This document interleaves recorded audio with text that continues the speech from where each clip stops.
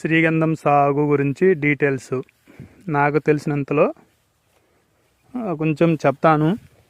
Just నేను చేసేది correct అని కాదు, ఒకరిని ఫాలో అయ్యి చేశాను. దానిలో ఒక 50% సక్సెస్ అయ్యాను. సో దాన్ని బట్టి చెప్తున్నాను. వైట్ శాండల్వుడ్ ట్రీ అంటారు, తెల్ల చందనం, శ్రీగంధం చెట్టు సాగు వివరాలు.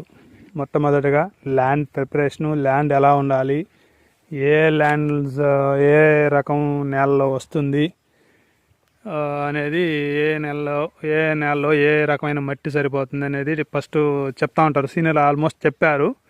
దానికంటే బెటర్గా నేను ఒకటైతే చెప్తాను, నా అనుభవం కొద్దీ.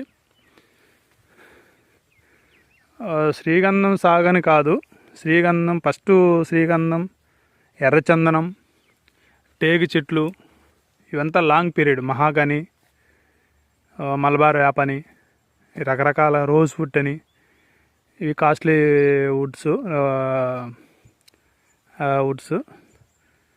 వీటిని ఏ చెట్లైనా సరేను, మనము ఇటువంటి లాంగ్ టర్మ్ చెట్లు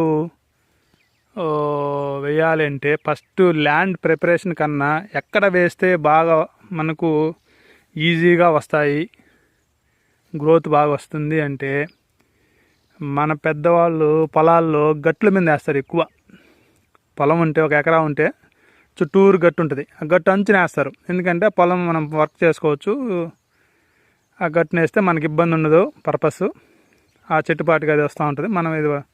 మనం ఏదైనా పంట చేయొచ్చు అనే టైప్లో ఆలోచనలు చేస్తూ ఉంటారు. ఆ మెథడే కరెక్ట్. ఎందుకంటే 1 ఎకరా కానీ, 2 ఎకరాలు కానీ, 10 ఎకరాలు కానీ, 20 ఎకరాలు కానీ యూట్యూబ్లో చెప్తూ ఉంటారు, ఈ వీడియోలు తీస్తూ ఉంటారు, ప్లాంటేషన్ వాళ్ళు, మొక్కల వాళ్ళు చెప్తూ ఉంటారు. ఎకరాకి 200 మొక్కలు వేయండి, 200 మొక్కలు వేయండి, 300 మొక్కలు వేయండి, 360 వేయండి, 10x10 435 మొక్కలు పడతాయి, ఇవన్నీ చెప్తూ ఉంటారు.